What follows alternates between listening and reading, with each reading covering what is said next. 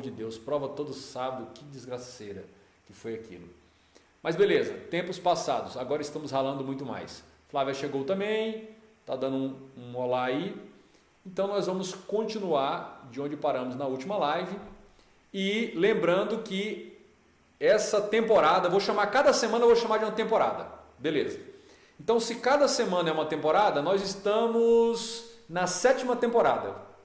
Estamos na 7ª temporada, porque são 33 episódios, cada temporada 4 episódios. Cada temporada 4 episódios, que é a semana. Então, os vídeos desta temporada, dessa semana, eles vão ficar disponíveis para você assistir, rever, divulgar para amigos, inimigos, até domingo. No domingo, finalzinho da noite, eu vou colocá-los no privado. E aí a gente entra para a próxima. Por quê? Eu preciso que você esteja comprometido a não ficar acumulando, tem que assistir os vídeos. Tudo bem? Então começou, vamos assistindo. A Gabi aparecer também, Gabi Concurseira aqui, sempre divulga aí, muito obrigado, divulga as minhas lives. Então vai ser assim agora, eu tomei essa decisão, qual o melhor formato? Então, cada semana nós temos 4 episódios do Raio-X da Questão, 4 episódios. Segunda, terça, quarta, quinta. E aí os episódios vão ficar disponíveis no canal do YouTube para você recomendar para Deus o mundo, rever, ver, tudo. E quando for no domingo eu retiro, coloco tudo no privado, porque aí depois quem entrar na comunidade Emerson Caetano de Direito Administrativo vai ter livre acesso aí a todos esses conteúdos e muito mais. E aí a gente vai para a próxima temporada. Aí na semana que vem vai ser a nossa 8ª temporada, 4 vídeos. E aí quando for no domingo, funcionar assim, beleza? E aí em breve eu lançarei aí a nossa comunidade. Aí quem for parte da comunidade vai ter livre acesso o ano todo a todos os conteúdos, materiais, tudo que for produzido vai para a comunidade. Mas quem está acompanhando aqui, então todos os vídeos do Raio-X da Questão vão ficar disponíveis naquela semana inteira. Então o vídeo da segunda vai ficar até o domingo e tal. Então o mais curto vai ficar, eu produzo o vídeo na quinta à noite, você vai ter até domingo no final da noite para poder assistir esse vídeo. Encerrado. Aí você perdeu a temporada. Bacana? E esses vídeos anteriores? Os anteriores eu estou tirando aos poucos. Mas acelerem, porque eu vou tirar. Então, a lógica que nós vamos seguir daqui para frente vai ser uma lógica muito simples. Vocês terão uma semana para acompanhar os episódios, os 4 episódios daquela temporada. Cada temporada corresponde a uma semana. Vocês que estão assistindo séries por aí no Netflix estão muito acostumados com esse esquema de temporadas. Muito bem?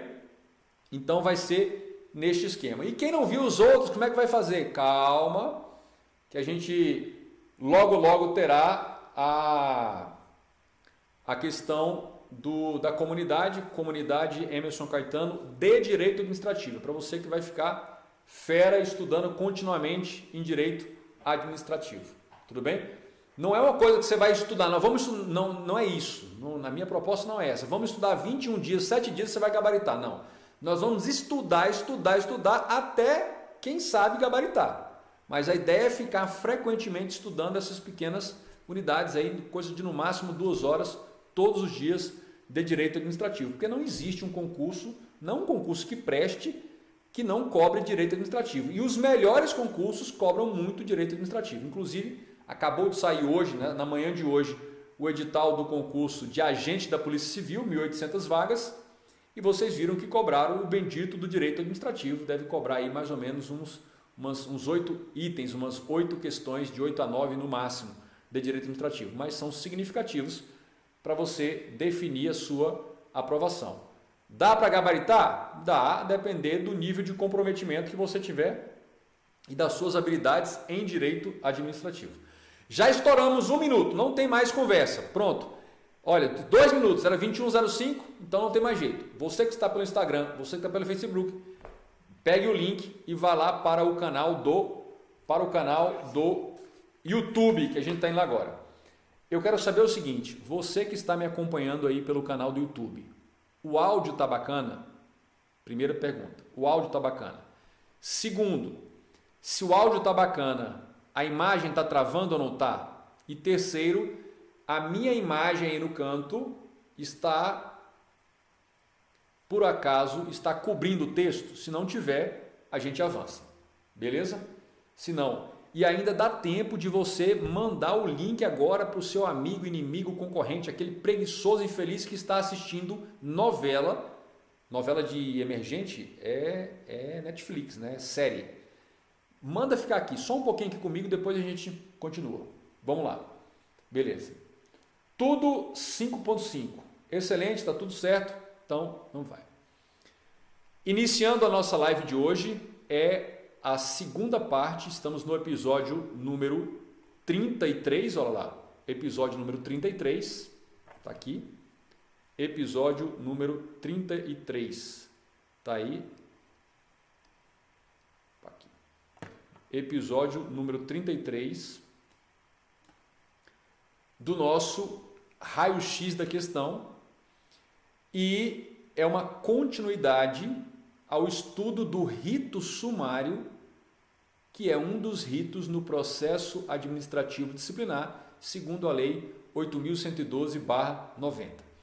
No episódio anterior, que você pode ver lá no canal, está disponível no canal até domingo, então nós analisamos algumas questões. Eu, como de praxe, destaquei alguns conceitos e expressões conceituais que você deveria compreender e aprofundar no seu estudo teórico. Nós ainda vamos fazer aqui. Avançamos, fizemos até a questão número 7, 6 ou 7, vamos lá. Então, passando rapidamente, tudo isso no episódio anterior. E aí, a gente entra, realmente é isso, a gente entra para a questão número 7. Questão número 7. Questão número 7 diz assim, olha, questão número 7 diz assim, olha, Pedro, todos comigo? Pedro, servidor público federal, ocupante do cargo efetivo, faltou ao trabalho por mais de 30 dias consecutivos. Então vamos destacar isso aqui, olha, faltou ao trabalho por mais de 30 dias consecutivos. No período de 2/5/2002 a 10/6/2002. Em razão disso, foi aberto contra ele um processo administrativo disciplinar em 15/8/2006. Com base nessa situação hipotética, julgue os itens seguintes, considerando o regime jurídico. Ah, rapaz, olha só isso aí. Novamente está cobrindo aqui o meu... Mas que desgrama, rapaz. O que aconteceu aqui? Olha só, agora eu vou ajustar. Hoje isso não me pega. Olha só. Pronto. Agora sim, deixa eu ver. O canto da tela está cortado. Mais que ontem. Ah, muito obrigado, Ângelo Guimarães. Ângelo Magalhães, muito obrigado. Você fez bom e certo. Eu fiz uma pegadinha. Eu deixei sair para ver se os miseráveis, que são os alunos que estão me ouvindo ali, se eles iam me avisar. Porque ontem já não tinham avisado. Aí ia ter briga hoje. Então eu dei aqui, fiz uma pegadinha para ver. Mas agora ficou tranquilo. Beleza. Então vamos lá. Com base nessa situação hipotética, julgo os itens seguintes sobre o regime jurídico dos servidores públicos. Aí o item diz assim, olha o que diz o item. Nos autos do processo administrativo em tela, que deverá ser submetido ao rito sumário, será imperioso, será obrigatório que se demonstre a intenção de Pedro de abandonar o cargo, para que seja aplicada essa penalidade. Então, vejam bem, o nosso enunciado aí descreve uma hipótese de faltas injustificadas ao serviço por mais de 30 dias consecutivos. Isso caracteriza o abandono de cargo público. E esse abandono de cargo público deve ser apurado e punido por meio do processo administrativo disciplinar pelo rito sumário, artigo 133 da Lei 8.112. Então, tá aí. Então ele diz, nos autos do processo em tela, o processo que vai investigar a situação do Pedro, que deverá ser submetido ao rito sumário. É ou não é rito sumário? Rito sumário. Nós já vimos ao comentar as questões anteriores da nossa live. Beleza. Feito isso, será imperioso que se demonstre a intenção. Então, demonstrar a intenção de Pedro. Demonstrar a intenção do Pedro em abandonar o cargo para que seja aplicada a penalidade de demissão. Olha, mesmo nessas situações em que aparentemente a aferição é objetiva, como assim objetiva? Ele se ausentou do cargo, ele não deu as caras para trabalhar por mais de 30 dias consecutivos e não explicou nada. Então, aparentemente, faltas injustificadas. Tá aí. Aparentemente, faltas injustificadas. Conclusão, não tem salvação. É demissão. Calma. Muita calma. Eu vou te contar uma história real acontecida lá no STJ. Boa parte é trágica, mas eu vou te falar. Um conterrâneo lá do meu município, também servidor concursado como eu lá do STJ à época, tirou suas férias de 30 dias e foi gozá-las em Fortaleza, praia. Beleza. Lá pelas tantas, o táxi em que ele transitava pela cidade de Fortaleza foi colidido por um outro veículo num grave acidente.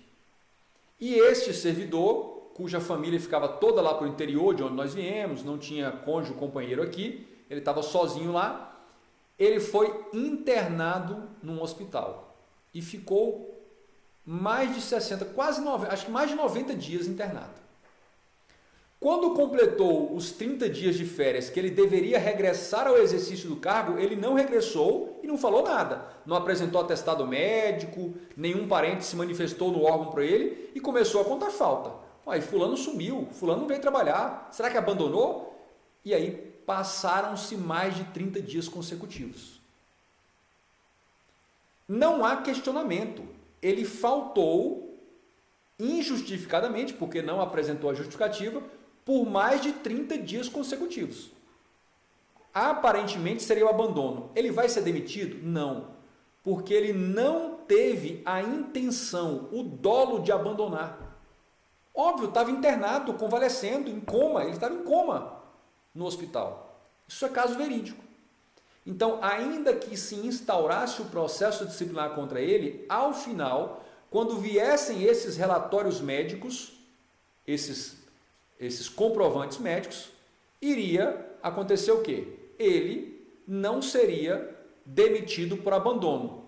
Porque ele deixou, porque ele não faltou? Não, ele realmente faltou e não justificou. Mas ele não teve a intenção de faltar e muito menos de faltar injustificadamente. Ele estava acometido de uma força maior, de um caso fortuito que o impedia de retornar ao exercício do cargo logo após as suas férias. Então, este é um exemplo que ilustra bem essa questão. No caso do processo administrativo em tela, que é sumário, será imperioso, será obrigatório que se demonstre a intenção de Pedro em abandonar o cargo. Todo o processo pelo rito sumário, ao final, você tem de demonstrar a intenção, o dolo da acumulação ilegal ou o dolo do abandono ou o dolo da inassiduidade habitual. Bacana? Tranquilo. Então, este item aqui é um item que a gente vai marcar como certo. Tá aí. Um item que a gente vai marcar como correto. Tá aí. Vamos destacar aqui, nossa cor de sempre, item correto. Pronto. Beleza? Então, o que é importante a gente destacar aí?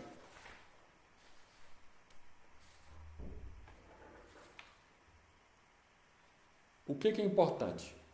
Olha, vai ficar ao contrário aí para vocês. Eita! A minha esposa veio me avisar que o vídeo estava cobrindo o cantinho. Mas agora já não está mais. Eu estou vendo o vídeo ali. Eu acho que estava com delay. Olha só. Olha aí. Vamos ver. O vídeo está cobrindo um pedacinho do texto. 5 caracteres. Como é bom ter uma amada esposa japonesa que ela é detalhista. Mas acho que o vídeo está ok, não tá? Tá tranquilo. Beleza. Então vamos lá. Mas melhor prevenir do que remediar. Porque ontem ela viu que eu fiquei muito chateado. Fiquei #chateado que deu aquela falha. Fiquei, estraguei o vídeo e tal. Ela viu que eu fiquei chateado. Muito bem. Então, olha só. Nessa questão, o que nós deveríamos entender nessa questão? Primeira coisa, exigência ou não de intenção no abandono, intenção de abandonar.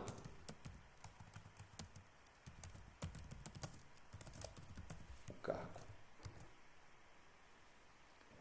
Então, se eu estivesse analisando uma questão como essa e fosse um ramo do direito que eu não tivesse a menor noção, mas pelas mínimas habilidades de interpretação de texto daqueles que já concluíram o ensino médio, o nível superior, ele iria perceber que o X, o cerne dessa questão é saber se há ou não essa imperiosa, essa obrigatoriedade de comprovar a intenção.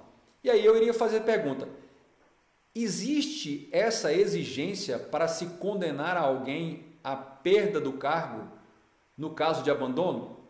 E eu perguntaria muito mais: isso também valerá para acumulação ilegal ou inassiduidade habitual?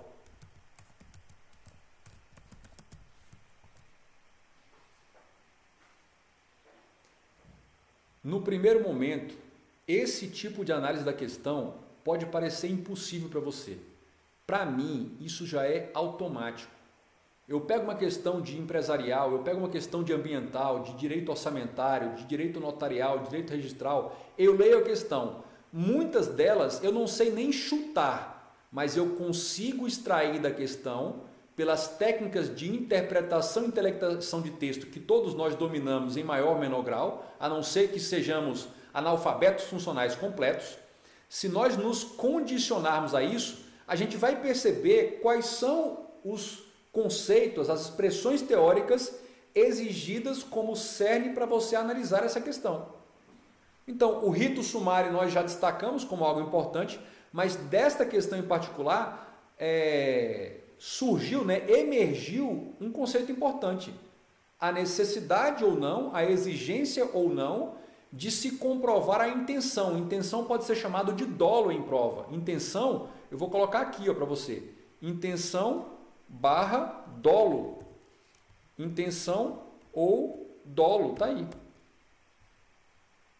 E se eu não soubesse, eu iria no meu resumo, se eu já estou no nível intermediário avançado, ou eu iria buscar um material teórico. Dava um Google, procurava um livro, ia na videoaula, entrava no direct do professor, fazia pergunta e por aí vai. Mas por quê? Porque se a questão me mostrou essa exigência conceitual, essa demanda conceitual, eu coloco isso no meu radar de estudo teórico e eu não vou suprir, eu estou correndo o risco de, na próxima vez que eu me deparar com essa temática numa prova, eu vou tentar analisar uma questão sem dominar o conceito ou sem lembrar esse conceito. E aí eu vou estar chutando, na melhor das hipóteses. Beleza. Tranquilo. Agora vamos para a questão número 8. Questão número 8. A questão número 8 diz assim, olha. Questão número 8. De acordo com as normas da Lei 8.112, o prazo máximo para a conclusão do processo administrativo disciplinar no rito sumário, contados da data da publicação do ato que constituiu a comissão.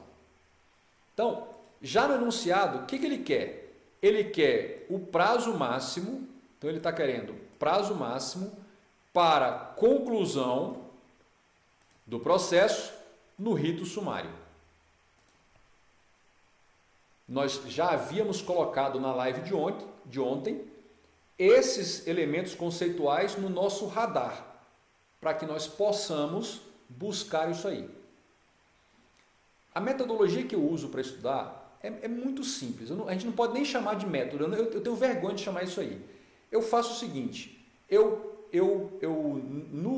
na tática, né, no passo a passo, eu faço o sistema da garimpagem. Eu vou para as questões antes mesmo de estudar o material teórico. Eu vou para as questões para garimpar os conceitos que estão recorrentemente sendo exigidos. Então, o prazo máximo para a conclusão do processo já está se repetindo, a questão do rito sumário e a outra coisa, a data da publicação da constituição da comissão. Isso aqui, eu vou trocar a cor aqui para ficar fácil para você. Vamos colocar aqui em amarelo. O que está grifado em amarelo, vamos colocar aqui o seguinte, o que está grifado em amarelo tem a ver com, olha só, a partir de qual data conta-se o prazo para concluir o PAD pelo rito sumário. Tá aí.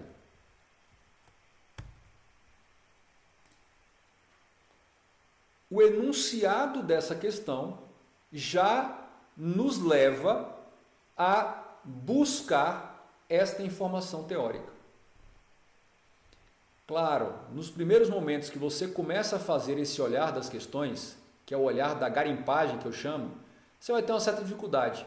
Depois de um curto período de tempo, um mês que você se condiciona a fazer isso, fica automático. Nunca mais você vai ler uma questão sem localizar, antes mesmo de julgar se está certo ou está errado. Você nem vai se preocupar muito com isso, não nesse momento. O certo ou errado a gente se preocupa lá na hora da prova. Mas nesse momento a gente tem uma preocupação de garimpar quais são aqueles conceitos que estão inseridos na assertiva, no enunciado, na alternativa, no item. Quais são os conceitos que ali estão inseridos que você precisaria dominar, relembrar, saber para que pudesse analisar e assim chegar a uma conclusão de certo ou errado, de verdadeiro ou falso. Então, em vez de se focar no verdadeiro ou falso, no certo ou errado, foca um pouco antes, dá um passo atrás, seja mais comedido, mais prudente.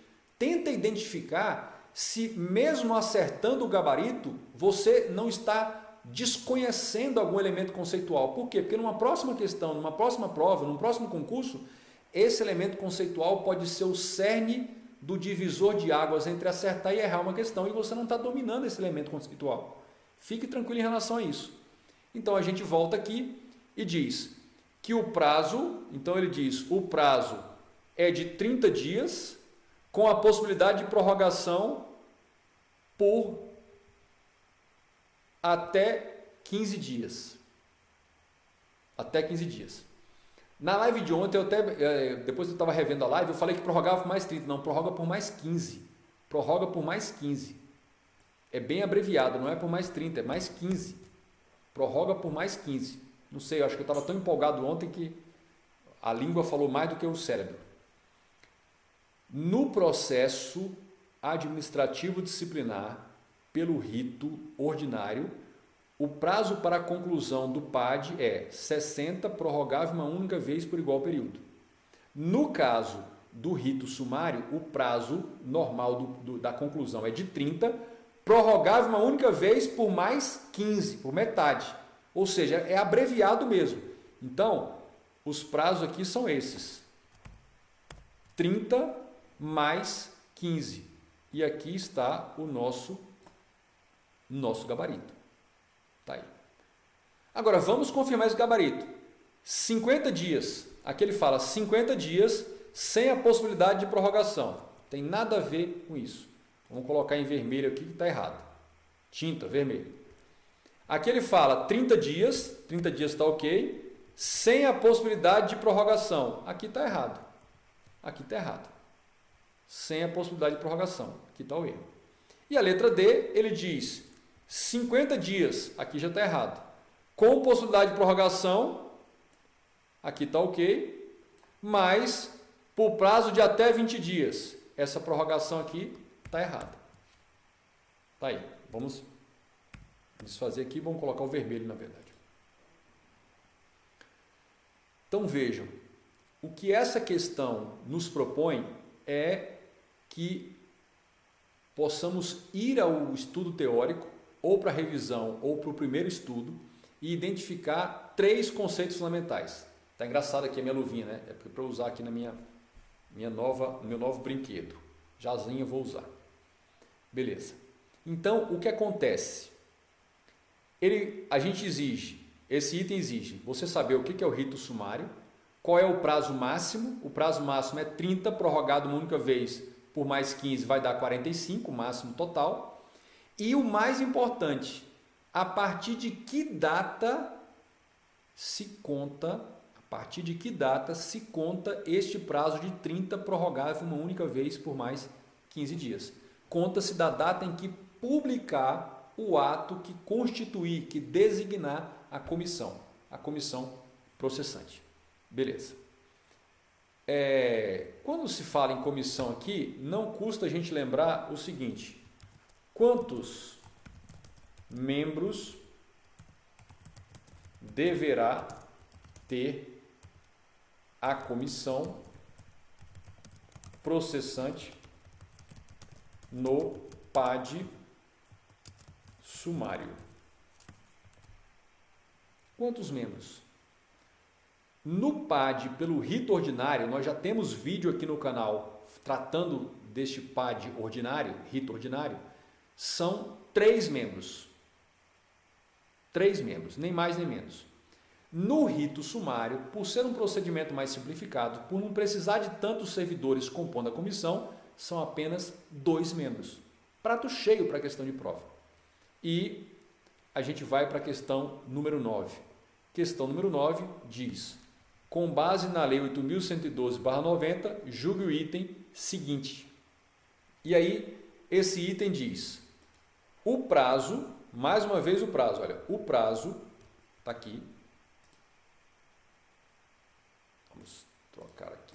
O prazo para conclusão do processo administrativo disciplinar submetido ao rito sumário, olha aí, submetido ao rito sumário, não excederá a 60 dias. Isso é certo ou errado? Pelo que nós acabamos de ver, ele não excederá 45 dias. 30, prorrogável uma única vez por mais 15, 30 com 15, 45. Contados da data da publicação do ato que constitui a comissão, isso aqui está ok. Admitida sua prorrogação por até 30 dias, aqui está errado. Essa prorrogação não é por até 30 dias, essa prorrogação é por até 15, está aí, de vermelho está errado. Quando as circunstâncias o exigirem e estiverem devidamente fundamentadas. O resto está correto. Tranquilo em relação a isso? Então, mais uma vez, se repete uma questão essa do CESP-SEBRASP, em matéria de prazo para concluir o processo pelo rito sumário. Simples dessa maneira, não precisamos nem colocar aqui. Então, aqui, mais uma vez, uma questão de prazo. Quando se trata de prazo, ele quer saber qual é o prazo, se ele é prorrogável, quanto tempo é prorroga, qual é o prazo máximo e a partir de quando se conta esse prazo, que é a partir da publicação do ato que constitui, que designa a comissão processante, comissão essa que vai ter 2 membros e não 3 membros, como é o caso da comissão do processo pelo rito ordinário. Beleza. Eu deixei aqui para vocês o material, deixei aqui o texto da lei que rege isso aqui. É sempre importante, quando você faz o estudo a partir das questões, quando você faz a revisão teórica, você fazer também uma leitura do texto da lei. É chato? É. É cansativo? É. Mas uma familiaridade de memorização com o texto da lei fará com que você gabarite facilmente aquelas questões de prova que em todas as bancas ocorrem. A transcrição literal de trechos ou da totalidade de um artigo da lei. Para você acertar questões como essa com tranquilidade, sem medo de estar errando, leituras e mais leituras do texto da lei. Estou falando que é prazeroso? Não. Estou falando que é fácil? Não. Estou falando que é chato? Estou. É chato sim, mas tem que fazer. Então, a leitura do texto da lei você encontraria tudo isso aí. Vou deixar para vocês, se é que vocês já não leram em casa. Beleza. Agora a gente vai, vou até aqui melhorar aqui o layout para vocês. Vamos fazer aqui para a gente sumir e vamos para cá. Beleza. Professor, tá muito miudinho, não estou enxergando nada, pelo amor de Deus, como é que a gente vai fazer? Vou pegar aqui minha caneca do jogo, tá aqui. Professor, você que está chegando agora, por que o senhor usa essa garrafa escrota, nojenta e não usa uma canecana bacana, bonita? Vou lhe dar uma caneca de presente. Na minha mesa de trabalho, com vários equipamentos aqui que não pode cair uma gota d'água, eu me condiciono a operar essas garrafas, que são as garrafas que eu levo para, garrafas similares a essa que eu levo para o dia da prova, para ter tanta familiaridade em manusear essas garrafas a ponto de não derramar principalmente no cartão resposta, porque senão já era, estou fora do concurso. Simples assim. Bacana? Beleza. Prosseguindo. O que nós vamos fazer agora? A gente fez uma análise dos elementos conceituais macro do processo administrativo pelo rito sumário. O que a gente vai fazer agora? O passo a passo do momento em que o processo se inicia até o momento em que ele termina. Ato por ato, para você ter essa visão panorâmica, porque algumas questões vêm nesse sentido. A gente está aqui, olha, pelo rito, olha só. Estamos pelo rito sumário, está aqui. Olha só. Então, estamos pelo rito sumário. Está aqui. Então, só para você visualizar. Vamos aumentar aqui só um pouquinho. Olha aí. E você vai perceber que nós estamos aqui pelo rito sumário. Tá aqui. Rito sumário. E uma coisa importante que eu queria que vocês percebessem aqui é o seguinte. Olha só, estamos falando de abandono de cargo público. Estamos falando de abandono de cargo público. Olha aí. Então, o que nós vamos trabalhar ou tratar aqui? Vamos trabalhar ou tratar o processo pelo rito sumário no caso de abandono de cargo público ou de inassiduidade habitual.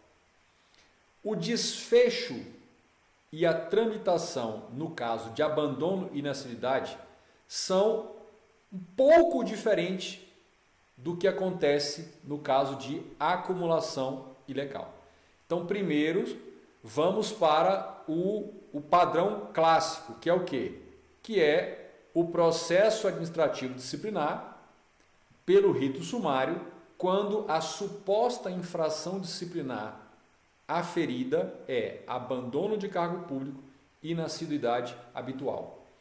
Eu já direcionei você para buscar no seu estudo teórico o que é o abandono de cargo público e o que é a inassiduidade habitual.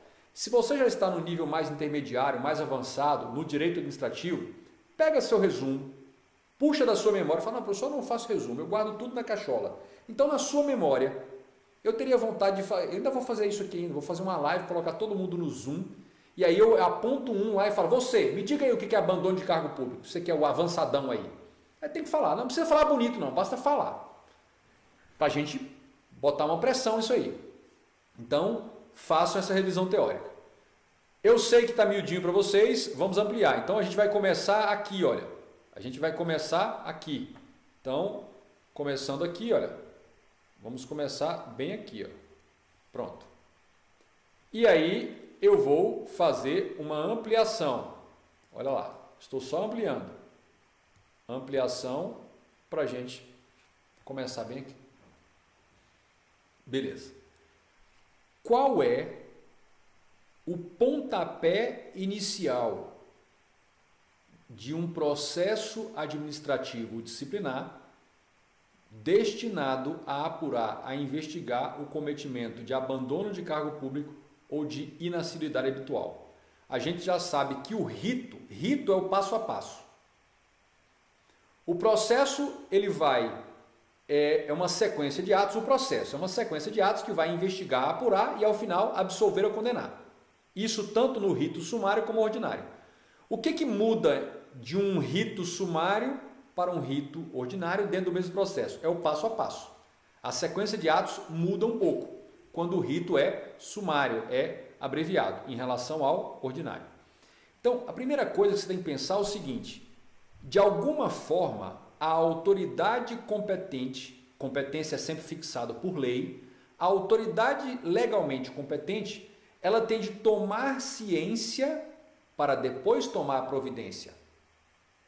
Em relação a infrações disciplinares, o primeiro passo, o pontapé inicial, é a autoridade competente tomar ciência de uma suposta infração disciplinar para, em seguida, exercer o seu poder-dever e tomar uma providência, exercer o poder disciplinar.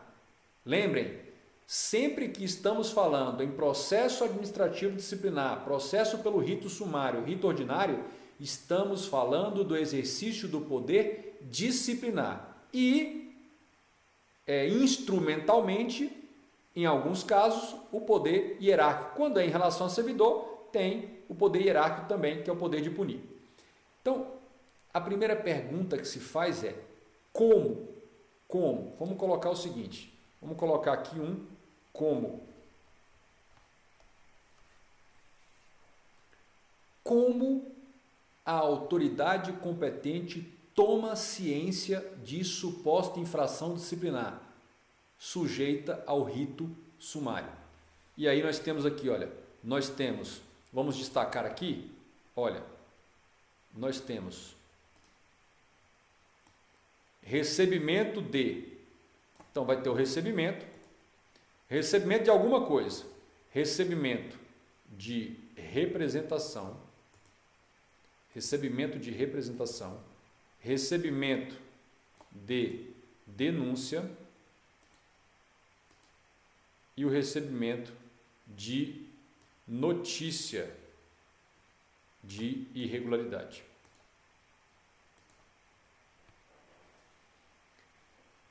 As três formas, os três canais, as três vias legalmente previstas por meio das quais alguém, daqui a pouco eu já vou falar desse quem será esse alguém leva ao conhecimento, leva à ciência da autoridade que legalmente tem poderes para punir aquela infração, leva ao conhecimento dela o suposto cometimento da infração e quem é o seu suposto infrator ou autor, o servidor. Representação é o mecanismo utilizado por qualquer outro órgão ou entidade para avisar o órgão competente. Então, tomaram conhecimento de uma irregularidade cometida pelo servidor lá no Ministério Público Federal, só que ele é servidor do Ministério da Saúde. Então, o Ministério Público Federal representa a autoridade competente no Ministério da Saúde para que ela tome as providências legais cabíveis em matéria de regime disciplinar, infração e punição disciplinar. Então, a representação é sempre utilizada por um outro órgão ou entidade para comunicar àquele órgão onde está a autoridade competente para punir, para que ela exerça o poder disciplinar, primeiro para apurar e, ao final, se comprovar a autoria e materialidade daquela infração, punir. Então, representação. Denúncia. A denúncia ela é utilizada por particulares. Qualquer indivíduo particular pode levar ao conhecimento da autoridade competente lá naquele órgão ou entidade, levar ao conhecimento dela o cometimento de infração disciplinar por um dos servidores submetidos à sua competência disciplinar. Então ele vai usar a denúncia. E aqui eu volto a repetir alguma coisa que já foi mencionado até lá no processo pelo rito ordinário. É o seguinte, vamos pegar aqui da denúncia, olha, vamos colocar aqui uma setinha aqui. Essa denúncia aqui, ela pode ser anônima?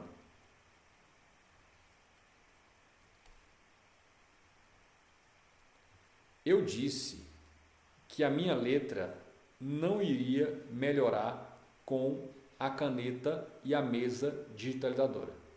Coloque aí nos comentários quanto por cento você acha que a minha letra melhorou com a caneta. É múltipla escolha. 0,5%, letra A. 1%, letra B. 1,5%, letra C. Menos que qualquer dessas opções, ou menos que 0,5%, é a letra D. Coloque aí, só para uma enquete que eu estou fazendo aqui, mas eu estou me esforçando. Vamos lá. A denúncia pode ser anônima? Pelo texto da lei, não se admite denúncia anônima. Tudo bem? Mas o que vale para a sua prova de concurso, especialmente quando ele mencionar jurisprudência ou mencionar jurisprudência do STJ, e aí entra em ação o STJ, que tem a jurisprudência consolidada no seguinte sentido. O que diz o STJ? O STJ diz o seguinte: pelo princípio da autotutela, a administração tem o dever, o poder-dever de iniciar pelo menos a apuração de qualquer notícia, informe, de qualquer suspeita de infração disciplinar. Então o que acontece? Se a denúncia vem assinada com alguns elementos suficientes para já iniciar o processo, instaura-se um processo. Se a denúncia vem apócrifa, sem assinatura, anônima, o órgão, a entidade, vai ter de acolher essa denúncia, entre aspas, anônima, como uma mera notícia. E aí instaura-se um procedimento de sindicância investigativa preliminar para ver se essa notícia, essa ciência anônima procede ou não procede. Para o STJ, o fato de ser uma denúncia anônima não exime, não afasta o dever, a obrigação que a autoridade tem de proceder investigações preliminares para saber se essa denúncia tem algum fundamento ou não. E isso o STJ faz com base no princípio, você pode colocar aí, no princípio da autotutela. Princípio da autotutela. Tá aí. A Tatiana está dizendo que a minha letra piorou. Muito obrigado pelo apoio. Eu não vou me abalar. Estou muito feliz com a minha caneta. A Gisele diz assim, letra A, ou seja, melhorou 0,5%. Eu já havia dito, eu não sou viajante, eu já havia dito que no máximo, no melhor dos dias, com muito treino e caligrafia em mesa digitalizadora, a letra ficaria 1,5% melhor. Mas eu ficaria muito mais feliz do que escrevendo com mouse. As pessoas normais não escrevem com mouse. As pessoas normais até podem ter letra feia, mas não escrevem com mouse, escrevem com uma caneta. Beleza? Entenderam essa lógica da denúncia anônima. Então, para o STJ é assim. E aí depois tem aqui, olha, a notícia. Tem a notícia. Eu cobri a notícia aqui, ó. Vamos lá. A notícia. Melhor deixar sem anotação. Quer um exemplo de notícia? Notícia é toda e qualquer forma, notícia é toda e qualquer forma de se tomar ciência de uma infração que não seja por uma denúncia formal, escrita, assinada, ou que não seja por uma representação. Professor, me dá um exemplo melhor aí. Eu dou sim. Já viu aquele episódio que tem no Fantástico, em Cadê o Dinheiro que investiga as prefeituras? A autoridade competente, um belo domingo, liga a TV e está lá as minúcias, as entranhas fétidas de um esquema cabuloso de corrupção implementada pelos servidores daquela prefeitura, daquele órgão, daquele ministério. Está lá. Notícia. O repórter levantou documentos, tem áudios, tem câmera escondida, tem N fatores, tem telefonemas, conversas de WhatsApp, tudo. Notícia. O órgão tem o dever de requisitar a esse particular, a esse órgão de imprensa, o que seja, as informações, não precisa revelar a fonte, mas ele requisita as informações, a documentação produzida, áudios, vídeos, e dali ele procede à investigação e até a instalação do processo. Essa seria uma notícia. Bacana. Então, neste primeiro quadrado que nós analisamos, é a resposta do como a autoridade competente para punir e, portanto, competente para instaurar o processo pelo rito sumário, como que ela toma ciência dessa suposta infração, de quem é o seu suposto autor e exatamente qual seria as circunstâncias dessa infração disciplinar. Feito isso, aí o que o órgão ou entidade, pode ser uma autarquia, pode ser uma fundação, tem de fazer? Aí ela tem de fazer o quê? O registro. O registro da ocorrência e protocolização dos autos. Vai registrar, em épocas passadas, quando não era o meio digital, fazia o registro em livros, né? Livros protocolos, livros de registro. Hoje em dia não, registra-se no sistema, toma todos os dados, coloca lá a assinatura eletrônica do servidor e ele tem fé pública. Pega os documentos que vieram, digitaliza os documentos e coloca lá também uma chave de certificação. Pronto, é isso. Esse registro é o primeiro passo interno para fazer a chamada autuação. Isso aqui, em outras palavras, quando se fala de é o que? É a autuação. É o primeiro passo da autuação. Eita, que a letra está melhorada, viu? Letra melhorada. Esse software aqui, a coisa ficou muito grosso, mas vai melhorar. Beleza. Autuação. E aí qual é o próximo passo? Então estamos vendo o passo a passo. Entre o quadrado número 1, então vamos colocar aqui, esse é o número 1. Entre o 1 e o 2, não ficou nenhum passo aí no meio. Mera rotina.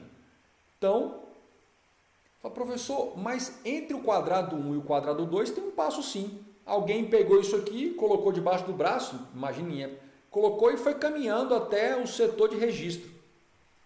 O Celso Antônio chama esses atos, esses no meio, né?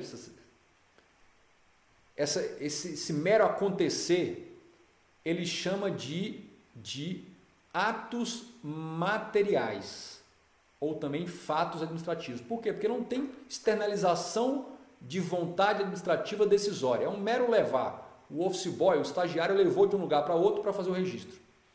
E ele chama esse caminhar, esse formiguinha para lá para cá, entre um ato e outro, ele chama de efeitos prodrômicos. Olha aí. Então aqui no meio, aqui nessa seta aqui, olha, aqui pode ter os chamados efeitos prodrômicos.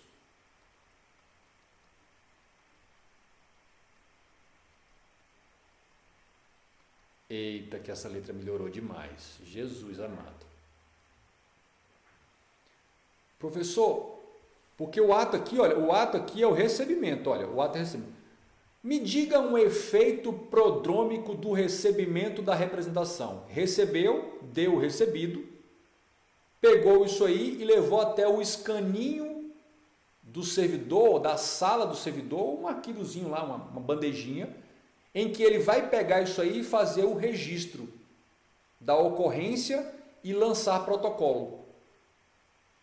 Esse caminhar, o office boy, o estagiário ou um outro servidor que pegou e levou esse caminhar, esse gesto, essa atuação não é tecnicamente um ato administrativo, é um ato material. E é um desdobramento do recebimento. O Celso Antônio chama isso de efeito prodrômico ou efeitos prodrômicos dos atos administrativos. E toma aí o aprofundamento.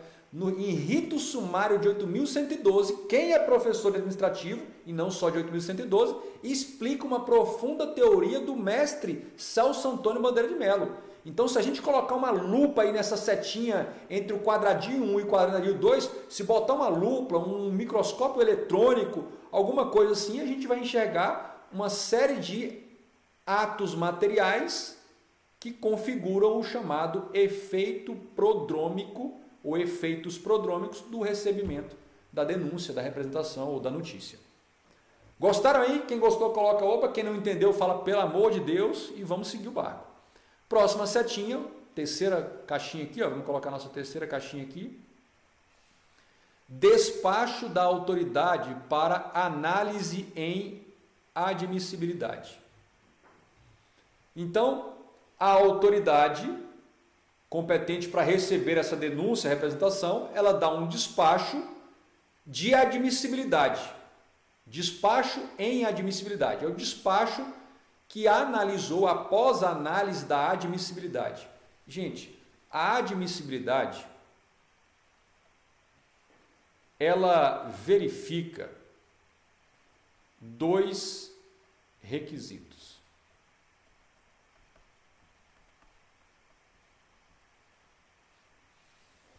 Muitos comentaram quando eu coloquei o fluxograma, disponibilizei o fluxograma. Que maravilha, a gente não vai ter que anotar. Eu pensei, sabe de nada, inocente. O fluxograma é para que vocês não fiquem anotando o óbvio, aquela coisa maçante.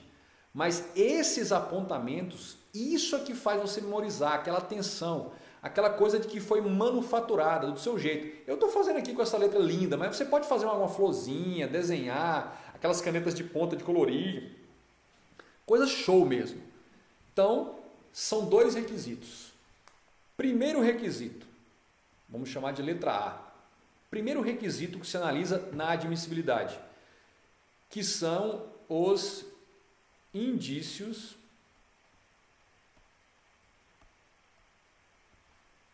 de materialidade. Vamos apagar isso aqui. Tá, tem que ser feio, mas também não precisa ser tão feio. Vamos fazer uma coisa menos medonha. Indícios de materialidade.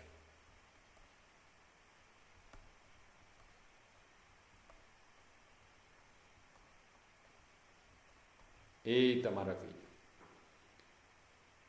O que são os indícios de materialidade? Indícios não são provas. Indícios não são provas. Indícios são algo que gera uma certa suspeita, uma plausibilidade de algo. Prova é a certeza de algo, é a comprovação. Daí fala comprovação de algo, ou seja, comprova, tem prova. Os indícios são a plausibilidade, a probabilidade de que aquilo aconteceu ou não. Então, tem de ter pelo menos elementos plausíveis, prováveis de que a infração foi cometida. Então, tem de ter ao menos uma plausibilidade mínima de que ele abandonou o cargo, de que ele foi inascido. Segundo requisito, letra B, indícios de autoria.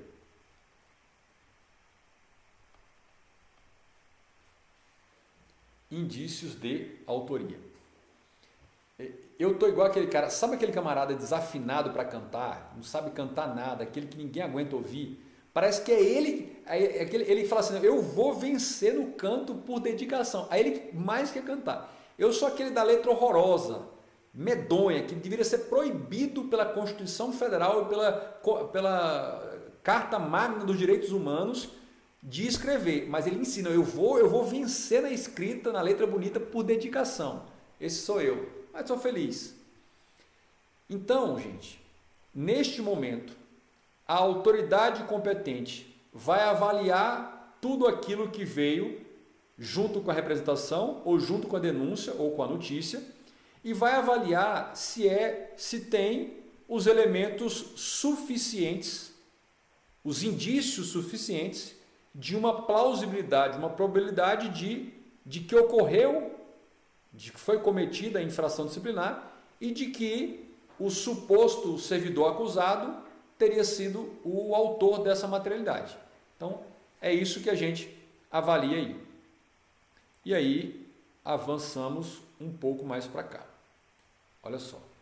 E aí vem o balãozinho número 4 aqui, ó. Balãozinho número 4.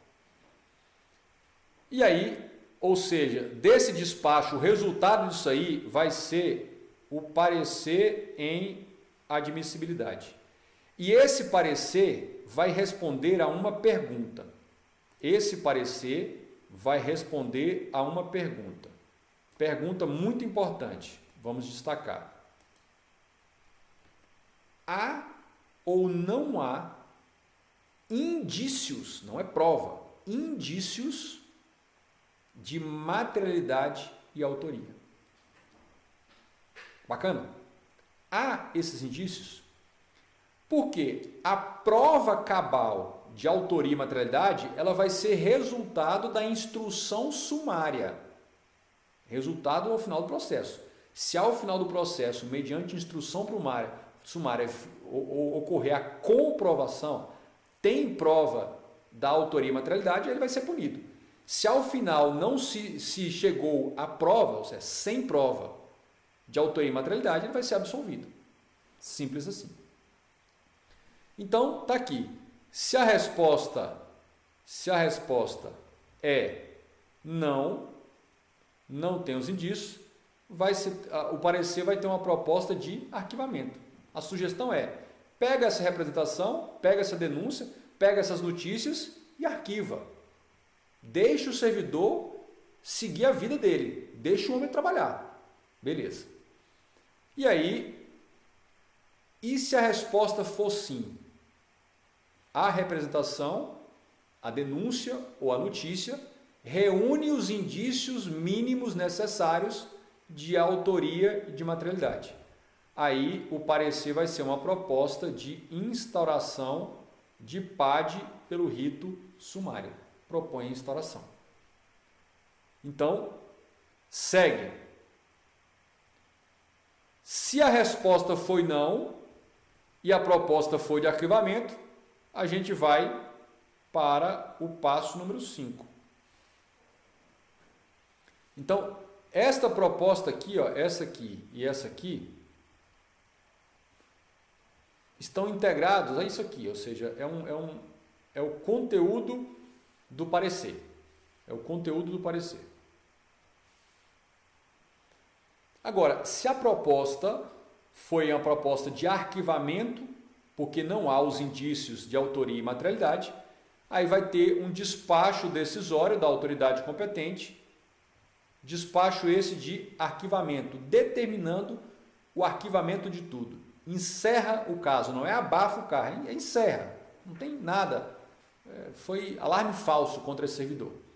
Agora, se a proposta é de instauração do PAD, aí vem essa etapa número 5 aqui. Ó. Só que ela vem com uma outra conformação. Olha, em prova de concurso, qual é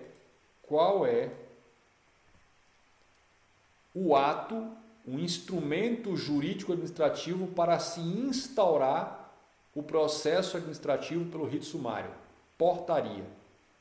Tanto é portaria no rito sumário como é portaria no rito ordinário.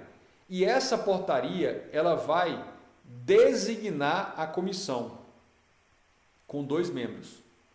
Esses 2 membros aí, olha, esses 2 membros tem a ver com a comissão. A comissão processante com 2 membros. Muito bem. E aí, a gente prossegue para o passo número 6. Designada a comissão, o próximo passo é idêntico ao que acontece depois que se designa a comissão lá no processo pelo rito ordinário. Lembrem que designar a comissão é, em outras palavras, o ato de instauração, que instaura, inicia o processo administrativo disciplinar, quer pelo rito ordinário, quer pelo rito sumário. Feito isso, tem um prazo mínimo, a própria portaria vai estabelecer um prazo de 5, 10 dias, prazo mínimo razoável. Aqui deve ser um prazo curto, normalmente vai dar 2 dias, 24 horas, para os atos inaugurais. Esses atos inaugurais é assim, ó, grava assim, é a primeira reunião da comissão. É meio estranho falar comissão, porque a gente acha que comissão é aquela muvuca de gente, né? 8, 10, 5. Mas comissão, na verdade, 2 ou mais. E aí, comissão dos 2 membros para os atos inaugurais. Instalação. Se reúne, produz uma ata, diz: no dia tal, às tantas horas, na sala tal, corrente ano, a comissão designada pela portaria X, da autoridade tal, da data tal, publicada no Diário Oficial do dia tal, designando os servidores fulano e ciclano, e aí quando designa a comissão, ela já designa a comissão e indica seu presidente.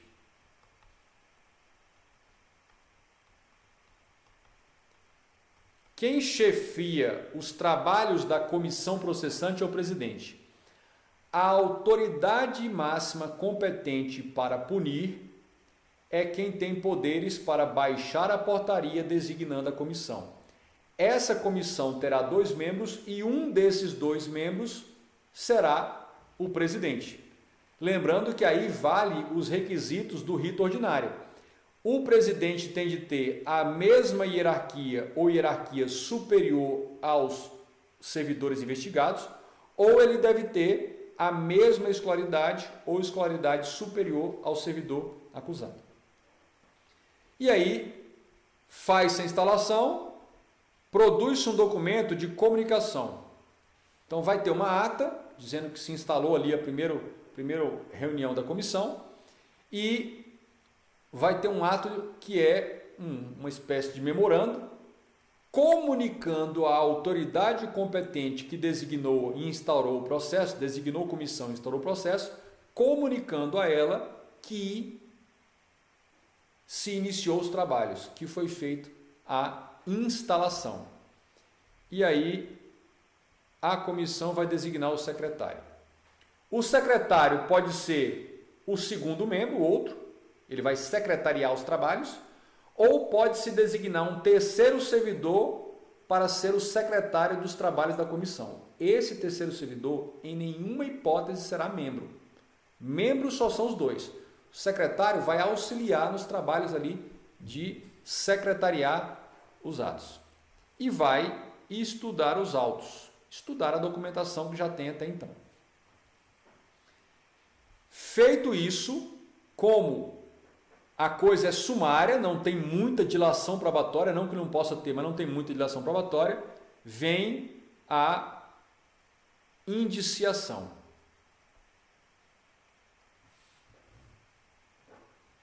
Indiciação.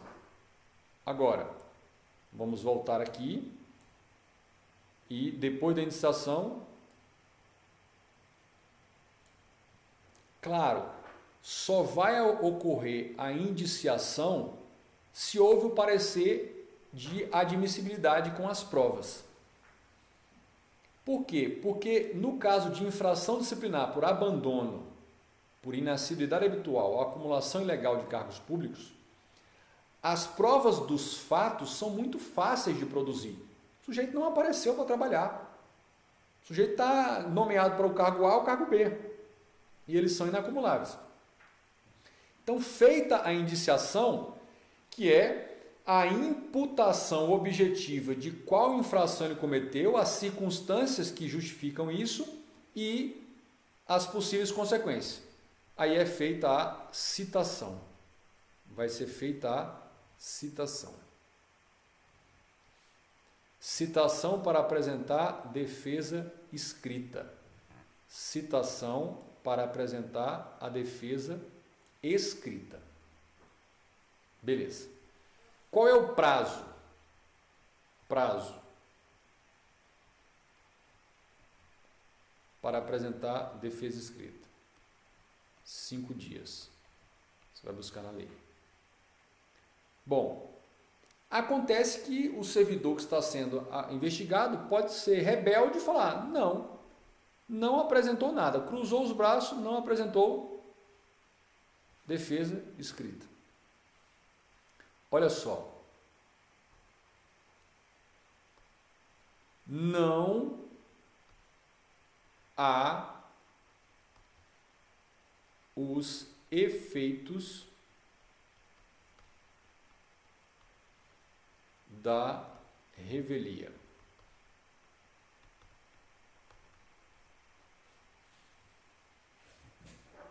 O que são? Uma coisa, a revelia. A revelia é não apresentar defesa no prazo legal. Revel é aquele que não apresenta defesa num processo instaurado contra ele. Efeitos da revelia, o que é? Efeitos da revelia é reputar, como considerar como verdadeiros todos os atos que foram imputados, atribuídos àquele servidor. Então, não há automaticamente efeitos da revelia. Por quê? Porque se ele não apresentar a defesa no prazo, a administração tem que designar para ele um defensor dativo, que vai ser um outro servidor de mesma hierarquia, mesma escolaridade, preferencialmente do mesmo setor em que ele trabalhava, para formular a defesa escrita. Então, defesa escrita necessariamente vai existir. Ou o próprio servidor apresentou, ou um advogado por ele constituído, ou uma terceira pessoa que nem seja advogado apresentou. Lembrando que aí você vai dar uma olhada na súmula número 5 do STF, súmula vinculante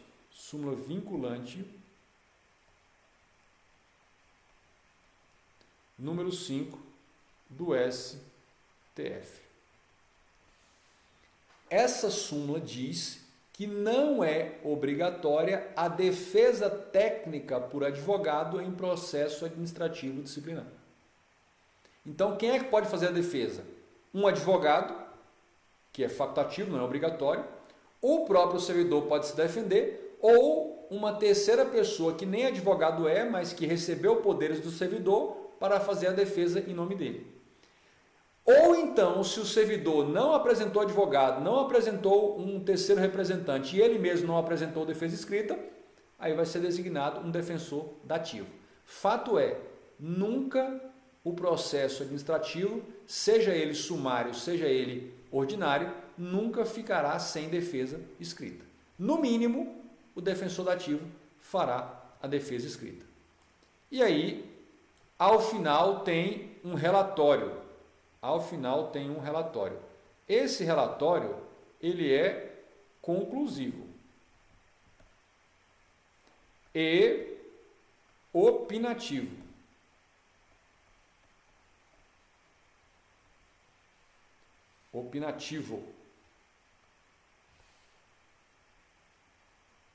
Tá aí.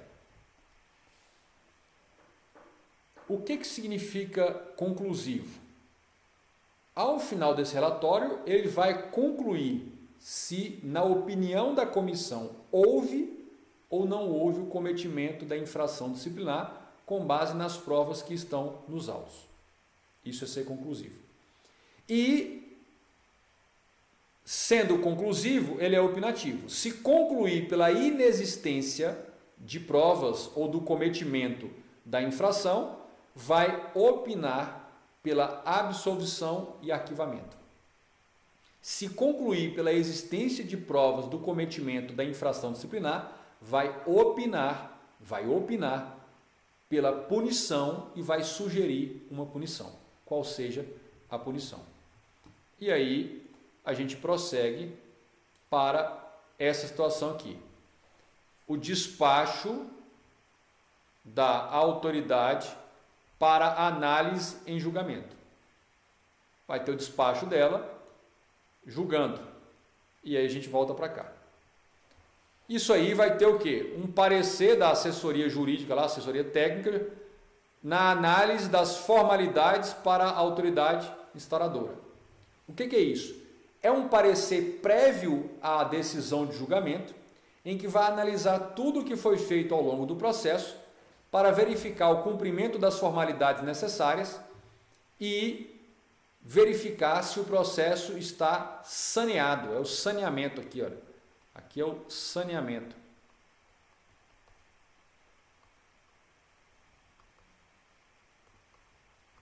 O saneamento, não tem esse S, Jesus. O saneamento aqui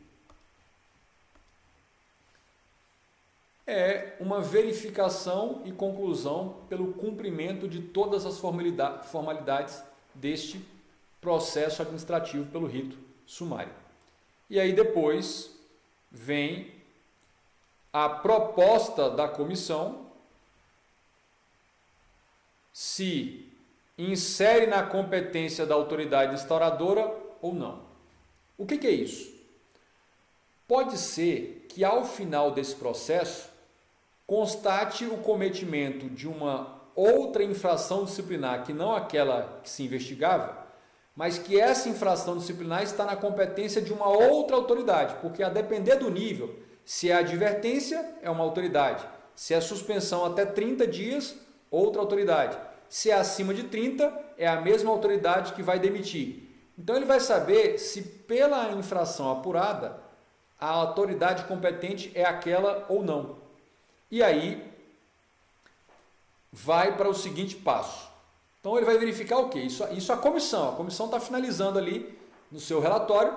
Ele diz assim, olha, foi cumprida todas as formalidades, está ok, ampla defesa, contraditório, citação, tudo certo, defesa escrita, defensor ativo, se for o caso, perfeito.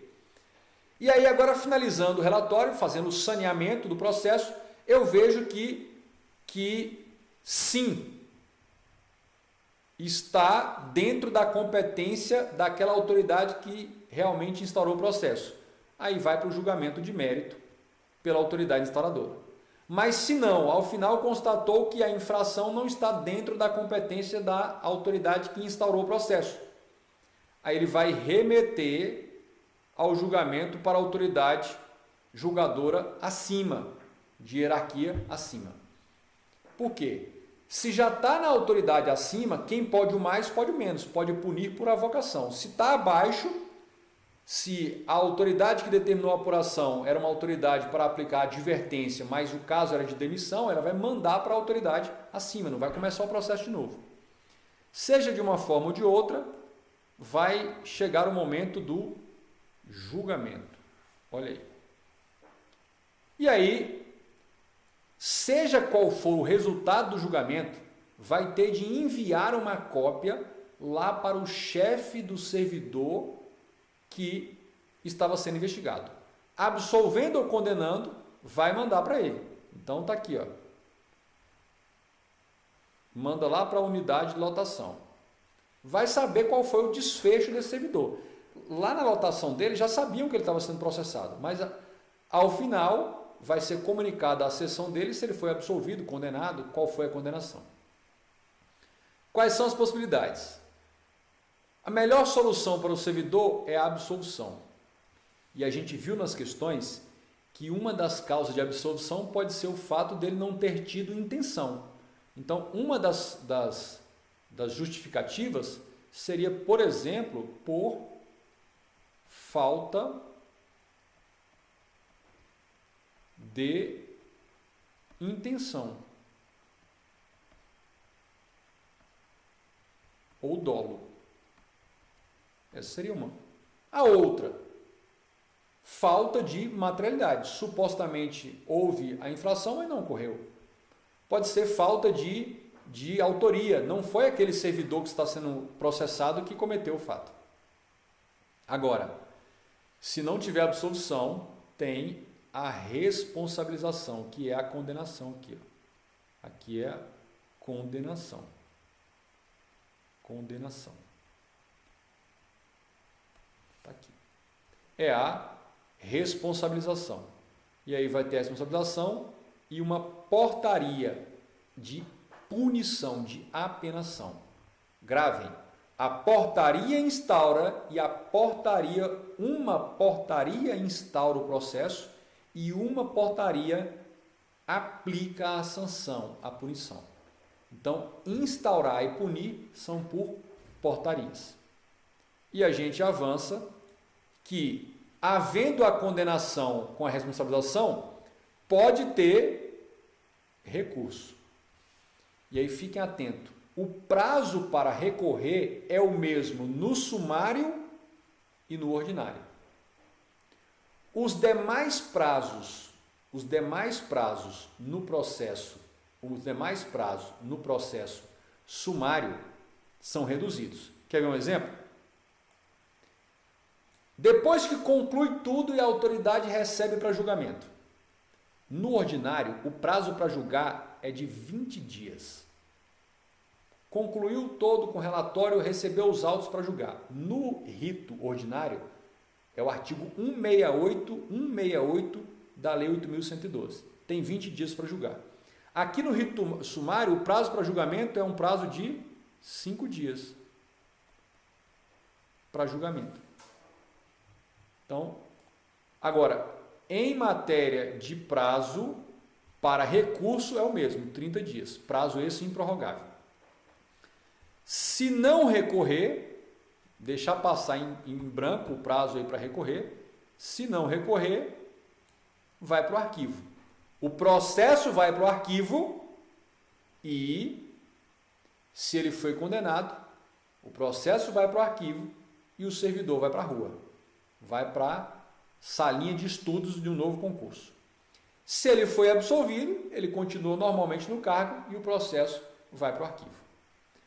Agora, se houve recurso, a resposta é sim, o recurso vai ser processado nos mesmos autos, a autoridade despacha pedido de reconsideração, ou seja, recebendo o recurso, ela vai analisar se reconsidera ou não sua decisão, ou manda o recurso hierárquico para análise. Para parecer, examina as teses recursais e a autoridade emite despacho decisório. E aí o recurso pode ser julgado como? Mantendo a decisão como estava, diminuindo a punição, eliminando a responsabilização. Então, mantendo, atenuando ou eliminando a responsabilização do servidor. E aqui ainda é possível a revisão, só que a revisão não é recurso, é um processo autônomo. A revisão, ela está no artigo 174 da Lei 8.112/90. Tá aí. Então, Eis aí a tramitação passo a passo do rito sumário para os casos de infrações consistentes em abandono de cargo público ou inassiduidade habitual. Gravem esse passo a passo, revejam. Por quê? Porque na nossa próxima live a gente vai analisar o outro rito sumário. Só que esse outro rito é aqui, olha, é o rito para a acumulação ilegal. É o rito para a acumulação ilegal. Tudo bem? Então a gente vai precisar analisar esse outro rito aí diferente. Vejam como o assunto é longo. Nós já fizemos o episódio 32, que foi a primeira parte do rito sumário. Nós fizemos o episódio 33, é esse, que é a segunda parte do rito sumário. E a gente vai precisar ainda fazer o episódio 34, mais um episódio, o terceiro episódio, tratando do procedimento pelo rito sumário do processo administrativo disciplinar. Vejam que a matéria é árdua, é um passo a passo. E muitos de vocês, quando tomarem posse no cargo público, pode ser que uma vez ou outra sejam designados para formar a comissão de PAD. E aí, levem esse meu fluxograma debaixo do braço para vocês darem um show lá. Pegar os antigos e colocar no bolso, literalmente. Muito bem. Para você que ainda não é inscrito no canal, se inscrevam. Essa live vai ficar disponível até domingo, até o próximo domingo. E aí, eu vou colocar lá no privado. Avisem aos amigos, inimigos, concorrentes, sogro, sogra, papagaio, dessas nossas lives aqui. Compartilhem aí, mande o link para aqueles infelizes que não estão fervorosos nos estudos para os concursos públicos, porque eles precisam estudar. Vamos ver se tem alguma pergunta, alguma dúvida. A Flávia diz assim: a comissão de PAD em rito sumário é composta somente por servidores estáveis? É um detalhe que a gente precisa incrementar aqui. Os requisitos para compor a comissão de PAD são os mesmos no rito ordinário e no rito sumário. Quais são os requisitos? Servidor estável, então necessariamente servidor ocupante de cargo efetivo. E segundo, mesma hierarquia ou hierarquia superior ao acusado, ou então mesma escolaridade superior ao acusado. Então, os requisitos para ser integrante da comissão do PAD são os mesmos no rito sumário, no rito ordinário. Só que no rito ordinário são 3 membros. No rito sumário, a comissão tem 2 membros. Tanto no rito ordinário como no rito sumário, pode ser designado um servidor a mais para trabalhar como secretário da comissão, não como membro. Então, nunca serão 4 membros lá no ordinário e nunca serão 3 membros aqui no sumário por conta desse servidor que vai ser designado como secretário. Secretário não é membro da comissão. Beleza. O Ângelo falou que foi faixa preta aqui, muito obrigado. Prazo de designar defensor dativo é de 15 dias para designar o defensor. Não, vai designar o defensor, ele vai ter, aí vai devolver a ele o prazo que tinha para apresentar a defesa. Designa-se o defensor dativo e devolve a ele o mesmo prazo que tinha para apresentar a defesa. Depois vocês dão uma olhada lá no artigo 133 da Lei 8.112. Prodrômicos, nem sabia da existência dessa palavra. Olha, existem questões do CESP e de outras bancas falando em efeitos prodrômicos. Se você colocar aí no site de questões e colocar lá na pesquisa, na busca, a palavra prodrômicos, você vai encontrar questões de concurso com essa expressão sim. Fiquem atentos a isso. Eu não uso expressões que não sejam tiradas das questões de concurso. Vocês já sabem como é o padrão aí. Muito bem. Então, quem gostou, deixa o seu like aí no vídeo. Encaminha. Olha, não estou vendo nenhum like, mas ninguém gostou. O pessoal está tão... Então amanhã, a nossa próxima live, a última live da semana e também a última live sobre o passo a passo do rito sumário no processo administrativo disciplinar. Não percam, porque é para a gente arrematar esse assunto. E eu prometo que eu vou passar o resto da noite treinando a minha caligrafia aqui com a minha caneta, para a gente fazer alguns outros esquemas melhores aí. Só para vocês, olha, quem não viu antes, isso aqui já finalizou, é só para vocês verem aqui que agora eu vou poder fazer isso aqui, ó. Olha que show, olha que show. Vou poder fazer assim, olha. Pera aí, deixa eu colocar só a minha caneta. Cadê a minha caneta, cara? Cadê meu negócio aqui? Mas credo. Aqui, olha. Tá aqui. Vamos colocar aqui em vermelho. Caneta arco-íris. Não, vou botar essa azul. Pronto. Então vou poder colocar assim, ó. Vou ter que usar borracha. Aí tem borracha, ó, fiz isso só para poder usar borracha. Então, olha, a gente pode colocar, pode fazer assim, ó. Pode fazer professor Emerson Caetano. Vou programar uma aula só para usar essa tela aqui bacana. Imagine, a gente pode fazer assim, ó, dividir. Eita, que negócio saiu aqui. Pode fazer assim, ó, pode colocar aqui. Se bem que aqui, olha, eu posso até usar isso aqui, ó. Para fazer uma régua aqui. Quando não souber, eu faço uma régua assim. Pronto. Olha aí. Olha aí. E aí eu posso escrever aqui, ó, colocar um aqui, um para cá. A gente pode colocar, por exemplo, aqui, vou fazer uma entre empresas públicas, tá aí. Eu vou fazer um de empresas públicas e vou fazer um de sociedades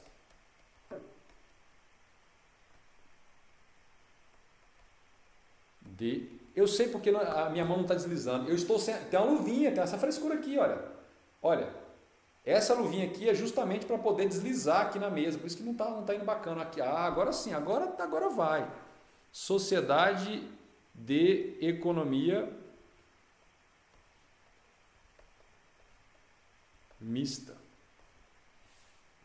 Só que eu vou me programar para fazer uma live como essa. Eu vou fazer à luz do estatuto, à luz da lei 13.303 de 2016. As características comuns e as distinções entre empresas públicas e sociedade de economia mista, exploradoras de atividade econômica. Estou dando spoiler aí de uma live que eu não sei quando vou fazer, mas vou fazer só para aproveitar essa tela, que aí eu vou comparando cada uma das características, mas essa comparação vai ser à luz da Lei 13.303 de 2016, que é o novo Estatuto das Empresas Estatais Exploradoras de Atividade Econômica. Show de bola! Então, só para mostrar que agora a gente tem isso. E se quiser apagar, é só a gente fazer o seguinte, cadê? Vamos aqui, borracha. Para apagar tudo, faz assim. Show de bola! Chega de brincadeira, por hoje é só. Muito obrigado